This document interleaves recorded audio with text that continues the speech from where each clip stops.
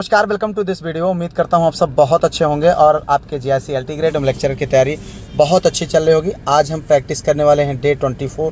जी हाँ, general studies का practice set number 24 हम जो है यहाँ पर सॉल्व करने वाले हैं। चूँकि आप जानते हैं कि पर डे आपको यह वीडियो मिलती है शाम को 6-7 बजे के आसपास तक हमारे इसी चैनल पर डे मिल जाती है, जिसमें हमने उत्तर प्रदेश लोक सेवा आयोग के द्वारा जो वैकेंसी हुई थी जीआईसी एलटी ग्रेड, उसी पैटर्न पर मैंने क्वेश्चंस रखे हुए हैं। और इसमें उत्तर प्रदेश लोक सेवा आयोग की जो विभिन्न परीक्षाएं हुई हैं अब तक, उन्हीं के जीएस के प्रश्नों का कलेक्शन है, जिसको एक जो है फॉर्मेट में यानी जीआईसी एलटी ग्रेड के जीएस वाले फॉर्मेट में रख करके उसी रेशियो में क्वेश्चंस रखे जाते हैं जिस रेशियो में 2018 जीआईसी एलटी ग्रेड का पेपर आया हुआ था। ठीक है, तो अगर आप चाहते हैं कि ये पीडीएफ जो मैं पढ़ाता हूँ वो सब कुछ लिखा हुआ पा जाए, तो इसके लिए आप हमारे इस नंबर पर कांटेक्ट कर लीजिए, जिसमें जो है एक छोटा सा चार्ज रखा गया है। उस चार्ज को पे करके आप उस ग्रुप को ज्वाइन कर सकते हैं, जिसमें आप जब इस वीडियो को देखें उसके बाद जो है आप पीडीएफ के माध्यम से रिवाइज करने, जिससे आपके बहुत सारा समय की बचत होगी।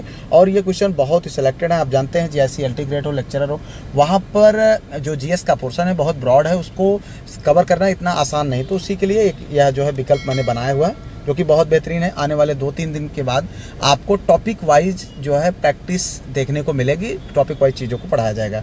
ठीक है, आगे बढ़ते हैं। यहाँ पर लेते हैं पहला क्वेश्चन। पहला क्वेश्चन है, 1 अप्रैल 2025 में किसे 23वें विधि आयोग का अध्यक्ष नियुक्त किया गया। बात हो रही है यहाँ पर विधि आयोग के अध्यक्ष की, तो जो है 23वें विधि आयोग के अध्यक्ष की बात हो रही है और अप्रैल 2025 में उनको नियुक्ति की गई। 4 विकल्प है: न्यायमूर्ति विक्रम नाथ, न्यायमूर्ति दिनेश माहेश्वरी, न्यायमूर्ति संजीव खन्ना, न्यायमूर्ति सुधीर अग्रवाल। 4 विकल्प है, इनमें से एक सही है। सही विकल्प है बी, जी हाँ, न्यायमूर्ति दिनेश माहेश्वरी, ये सही विकल्प है।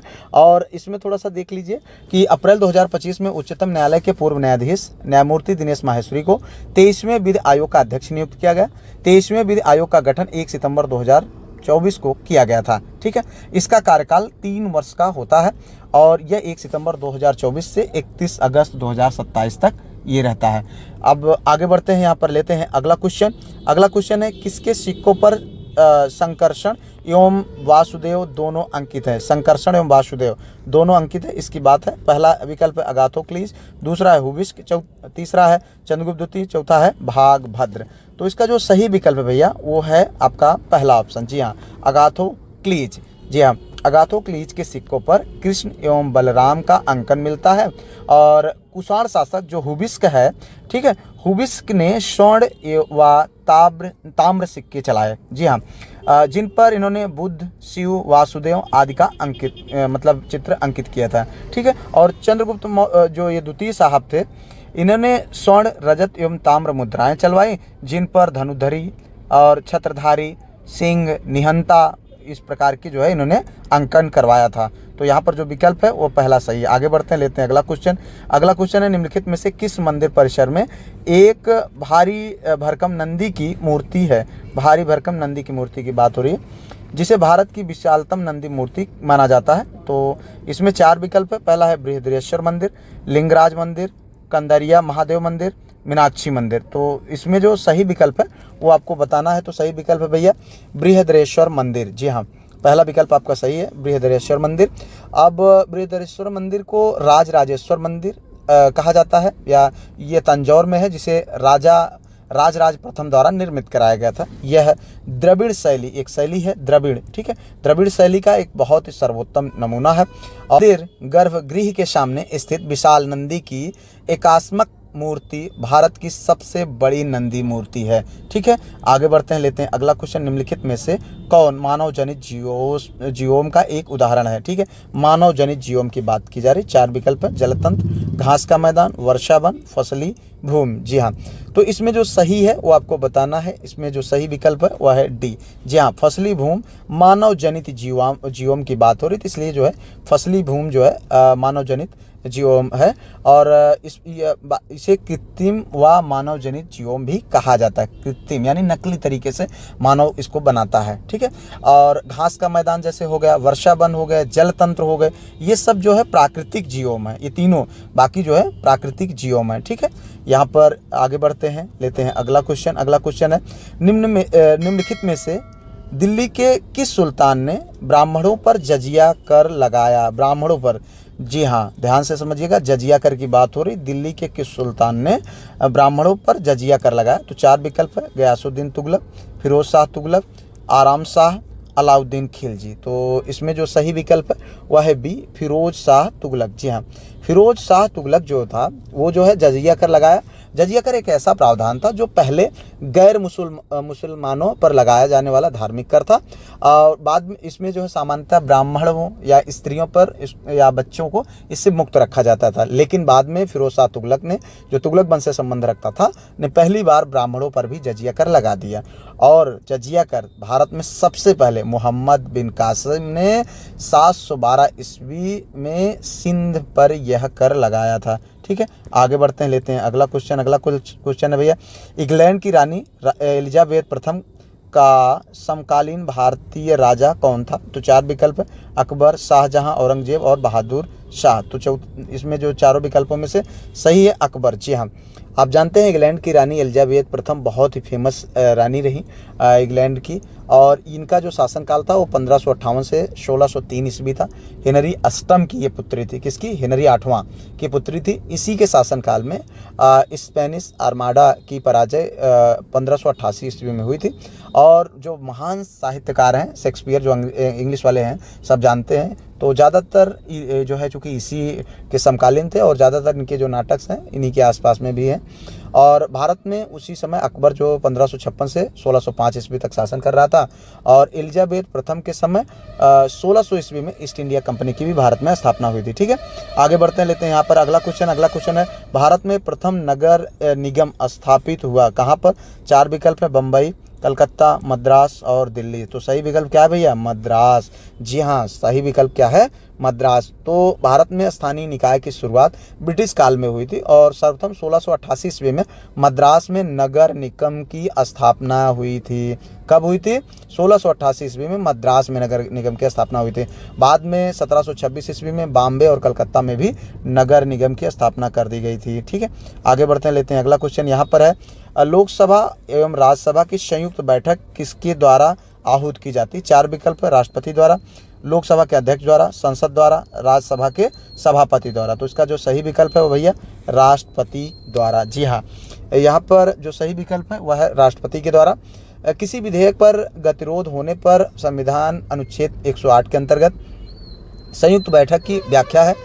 यह संयुक्त बैठक राष्ट्रपति द्वारा आहूत की जाती है। इसकी अध्यक्षता लोकसभा अध्यक्ष करता है, और इसका वर्णन अनुच्छेद जो है, जो अध्यक्षता करने की बात कही गई है, अनुच्छेद 118 के 4 में है। ठीक है, आगे बढ़ते हैं, लेते हैं अगला क्वेश्चन भैया, बक्सर की लड़ाई में अंग्रेजों के खिलाफ किन भारतीय शासकों ने हिस्सा लिया? 4 विकल्प है, पहला है शाह आलम, दूसरा है सिराजुद्दौला और मीर कासिम, यानी पहले विकल्प में 3 राजा हैं, दूसरे में है मीर कासिम मोहम्मद शाह और शुजाउद्दौला, और तीसरे में मीर कासिम और शुजाउद्दौला, और चौथे में शाह आलम और मीर कासिम। तो इसका जो सही विकल्प है वो आपको बताना है। इसका सही विकल्प है भैया यहाँ पर ए। जी हाँ, इसका सही विकल्प क्या है? मीर जो है कासिम, शाह आलम, शुजाउद्दौला, यानी तीनों राजा मिलकर के बक्सर की लड़ाई में अंग्रेजों के खिलाफ इन्होंने लड़ा था।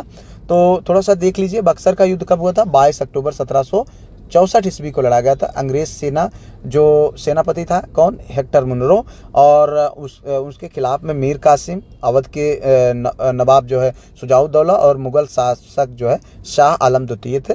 युद्ध में अंग्रेजों ने निर्णायक विजय प्राप्त किया। यही से मतलब अंग्रेजों की जो आधिपत्य है भारत पर, यानी गुलामी का जो मेन प्रारंभ यहीं से शुरू हो जाता है। ठीक है, इसी के पराजय के बाद से परिणाम स्वरूप क्या होता है इसका? शाह आलम और शुजाउद्दौला ने आत्मसमर्पण कर दिया कि भैया मैं अपने आप को सरेंडर करता हूँ। मीर कासिम भाग गया, और 1777 ईस्वी में इसकी मृत्यु हो गई। ठीक है, आगे बढ़ते हैं, लेते हैं भैया अगला क्वेश्चन। यहाँ पर है, जलियांवाला बाग हत्याकांड के विरोध में किसने ब्रिटिश सरकार की नाइटहुड की उपाधि लौटा दिया था? बहुत इंपॉर्टेंट है, कई बार पूछा गया है, और ये बहुत सामान्य क्वेश्चन है। शंकर नायर, रविन्द्रनाथ टैगोर, रामेश्वर, मोहम्मद अली जिन्ना। तो 4 विकल्प है, इसमें जो सही विकल्प है वह है बी, यानी जो है आपके रविन्द्रनाथ टैगोर साहब, जो 13 अप्रैल 1919 को अमृतसर में जलियांवाला बाग के में जब कांड होता है तो उसके जिम्मेदार जो था ब्रिगेडियर जनरल जो जनरल डायर था, उसके विरोध में जो है रविंद्रनाथ टैगोर साहब ने नाइटहुड की उपाधि लौटा दी, अंग्रेजों के द्वारा दी गई थी। इसके साथ साथ शंकरन नायर ने वायसराय की जो कारखानी थी जिसमें ये सदस्य थे, वहाँ से भी इन्होंने इस्तीफा दे दिया था। किसने? शंकरन नायर साहब ने। ठीक है, तो ब्रिटिश सरकार ने जांच हेतु एक कमीशन का गठन किया था जिसका नाम क्या था?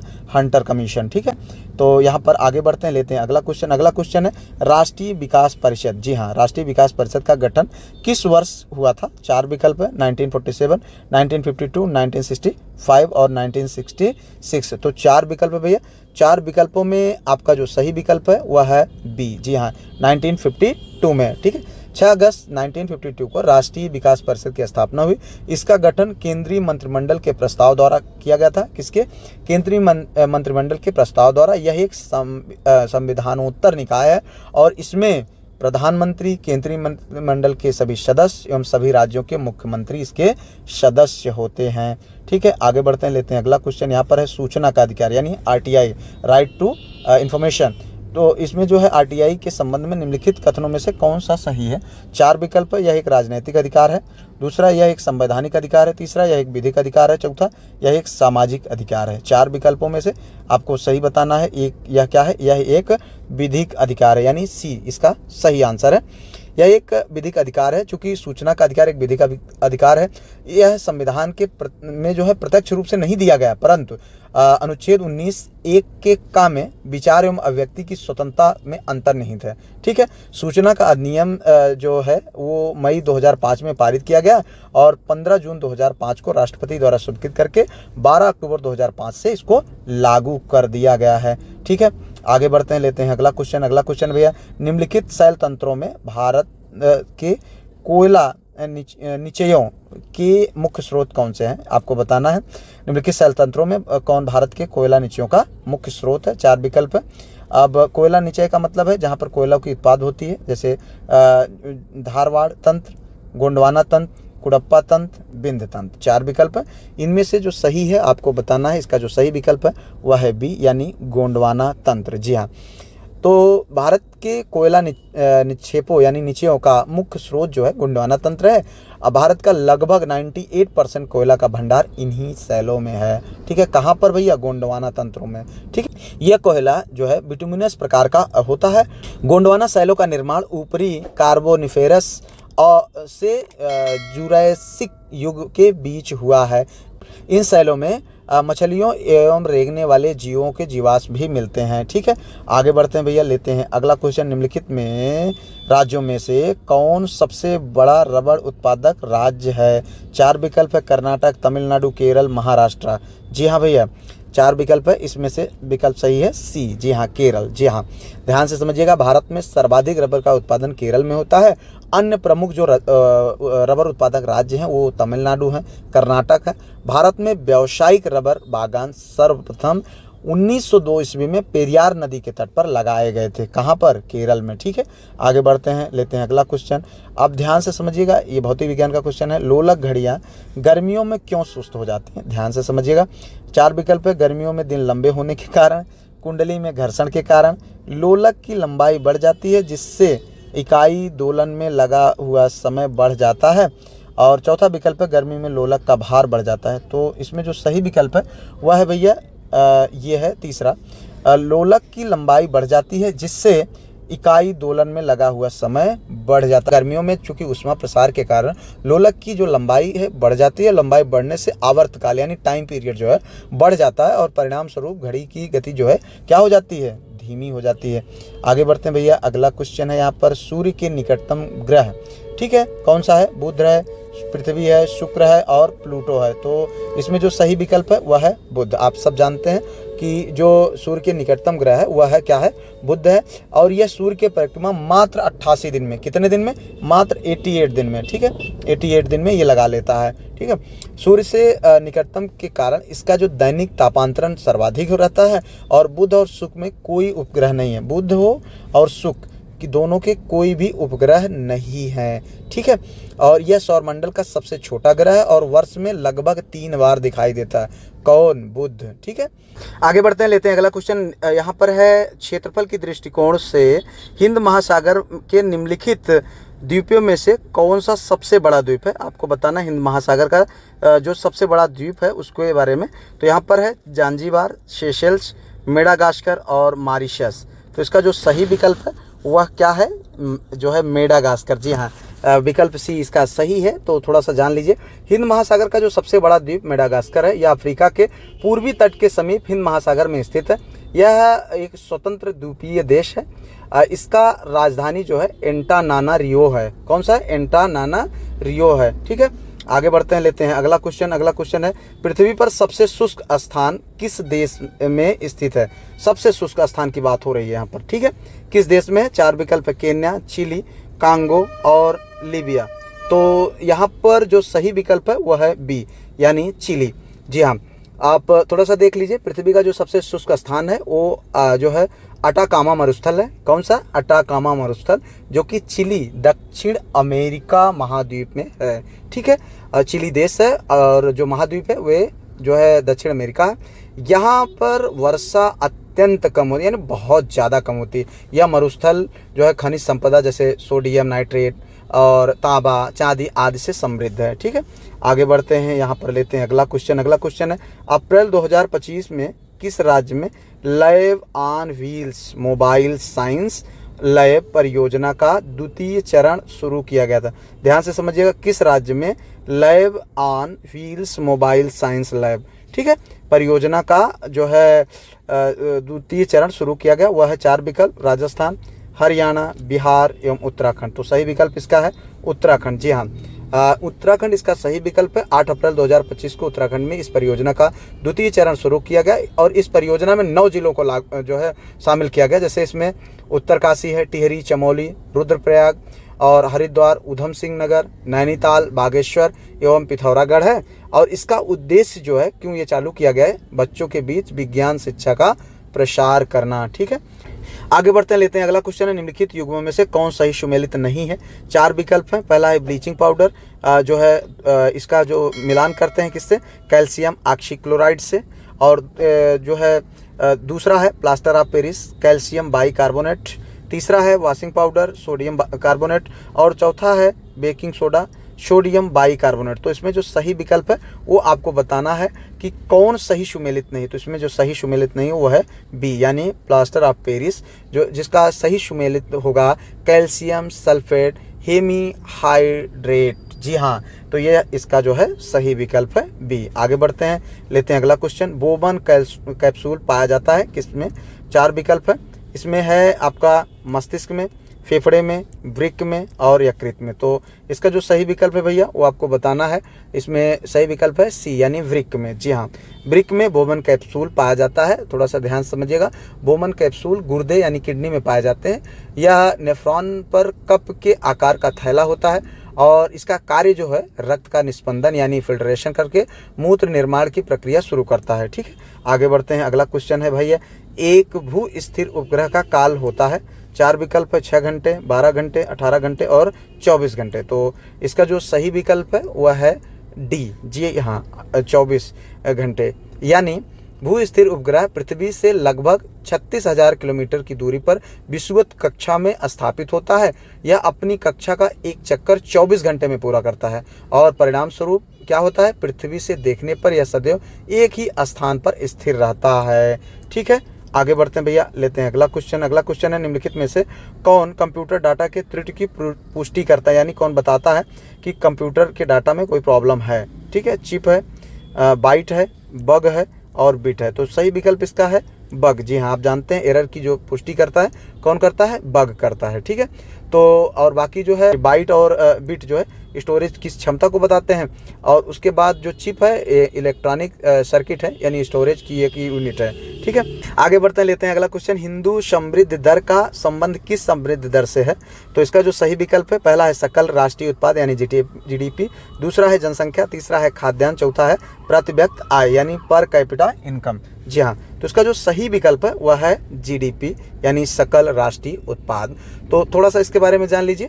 जो है हिंदू समृद्धि दर यानी जो शब्द है इसका सर्वप्रथम प्रयोग किया था प्रोफेसर राजकृष्णा ने 1981 में किया था। ठीक है, यह भारत की आर्थिक विकास दर यानी जीडीपी ग्रोथ को संदर्भित करता है और स्वतंत्रता के बाद जो है 1950 से 1980 तक भारत की जो औसत वृद्धि दर रही वो मात्र 3.5 यानी कितना 3.5% रही, जिसके वजह से इसे जो है चूंकि अति धीमी थी इसकी वजह से इसे हिंदू दर भी कहा जाता है। ठीक है, आगे बढ़ते हैं, लेते हैं अगला क्वेश्चन। इसमें है अगला क्वेश्चन है निम्न में से कौन सा सही युग्म सुमेलित नहीं है। ध्यान दीजिएगा, सही सुमेलित नहीं है आपको बताना है। तेल शोधनशाला कहाँ पर है? मथुरा में।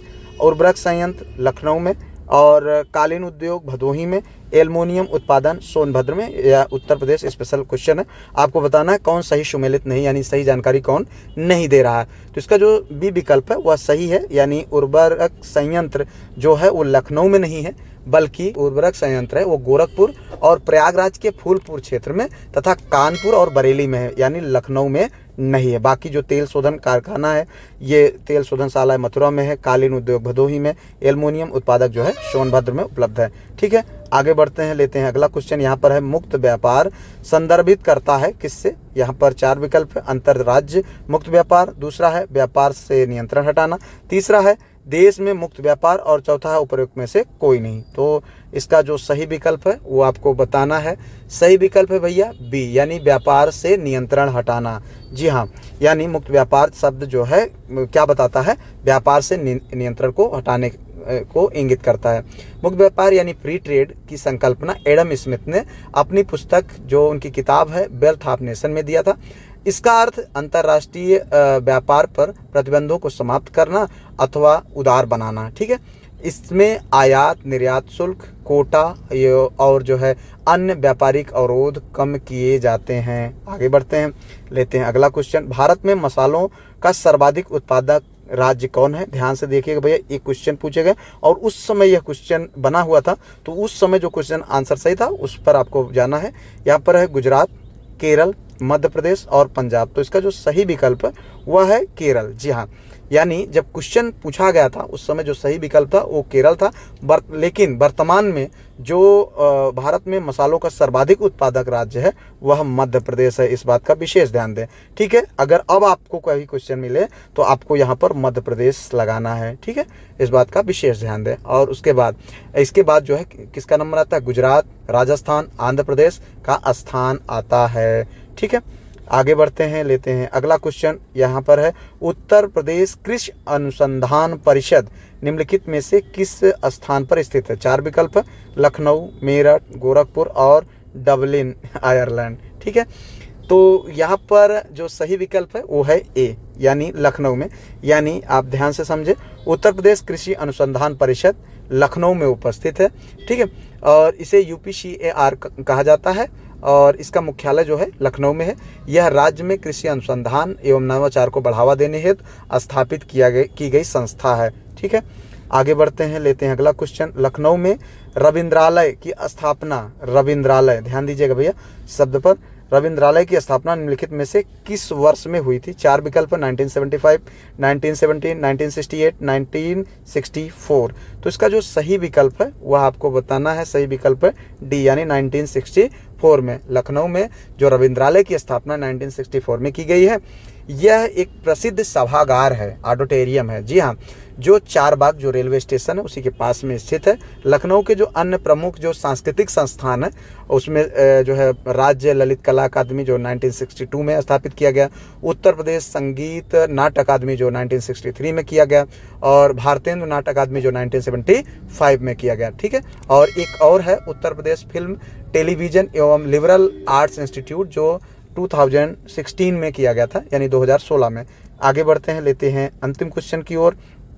यहाँ पर है निम्नलिखित में से कौन सा एक प्रवाल द्वीप है? कौन प्रवाल द्वीप है आपको बताना है। एक है न्यूमूर, कार निकोबार, अंडमान और दूसरा है लक्षद्वीप। तो इसका जो सही विकल्प है वह है लक्षद्वीप। जी हाँ, लक्षद्वीप जो है एक जो है आपका प्रवाल द्वीप है। लक्षद्वीप पर कुल मिला के 36 प्रवाल यानी कोरल जिन्हें बोलते हैं इंग्लिश में द्वीपों का समूह भी इसे कहा जाता है। यह केरल तट से लगभग 220 से 240 किलोमीटर दूर अरब सागर में स्थित है। ठीक है, इन द्वीपों में से केवल 10 द्वीपों पर ही जनजीवन है और इनकी जो राजधानी है, आप जानते हैं कहाँ है, लक्षद्वीप की राजधानी कावारत्ती। ठीक है, इस तरीके से आपके 30 क्वेश्चन का जो प्रैक्टिस सेट है वो समाप्त होता है। अभी इस जो अभी तक प्रैक्टिस सेट 23 करा जा चुके हैं, उनके जो PDF है वो ग्रुप में यानी पेड ग्रुप में भेजी जा चुकी है। अगर आप चाहें तो आप पेड ग्रुप जरूर ज्वाइन कर लें। उसके साथ साथ जो भी अभी तक प्रैक्टिस कराई गई है, सारा प्रैक्टिस प्लेलिस्ट बना दी गई है, वहाँ से आप देख लीजिए और अपनी पढ़ाई को आप जारी रखें। फिलहाल मिलते हैं किसी और वीडियो में किसी और टॉपिक पर। तब तक के लिए जय हिंद, वंदे मातरम।